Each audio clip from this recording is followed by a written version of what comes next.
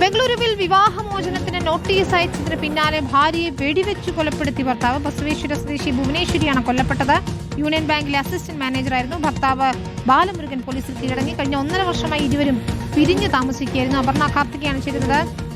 Aparna, വിവാഹമോചനത്തിന് notice അയച്ചു, അതിനു പിന്നാലെയാണ് ക്രൂരമായി കൊലപാതകം നടന്നിരിക്കുന്നത്. അതെ വിനീത, വിവാഹമോചനത്തിന് നോട്ടീസ് അയച്ച് ദിവസങ്ങൾക്കുള്ളിലാണ് ഭർത്താവ് ഭാര്യയെ വെടിവെച്ച് കൊന്നത്.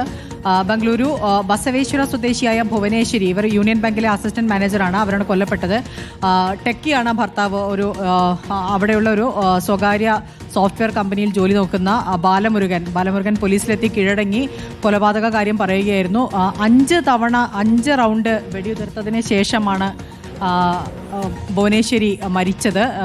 എങ്ങനെയാണ് ഇയാൾക്ക് തോക്ക് കിട്ടിയതെന്നോ ലൈസൻസ് ഉള്ള തോക്കാണെന്നോ സംബന്ധിച്ച വിവരങ്ങളൊന്നും ലഭ്യമായിട്ടില്ല. തോക്ക് എവിടെ നിന്ന് കിട്ടി എന്നുള്ള കാര്യവും അയാൾ പോലീസിനോട് പറഞ്ഞിട്ടുമില്ല. ഈ കാര്യം അന്വേഷിച്ച് വരികയാണ്. എന്തായാലും 1.5 വർഷമായി ഇരുവരും വേർപിരിഞ്ഞാണ് താമസിച്ചിരുന്നത്. എന്തായാലും ഇയാൾ വിവാഹമോചനത്തിന് ഇവർ നോട്ടീസ് നൽകുകയും ചെയ്തിരുന്നു. മറ്റു കാര്യങ്ങളൊന്നും തന്നെ ബന്ധുക്കൾക്ക് അറിയില്ല എന്നാണ് ബന്ധുക്കൾ പോലീസിനെ അറിയിച്ചിട്ടുള്ളത്. വിനീത, ശരി. അപർണ കാർത്തികയാണ് വിവരങ്ങൾ നൽകിയത്. National desk.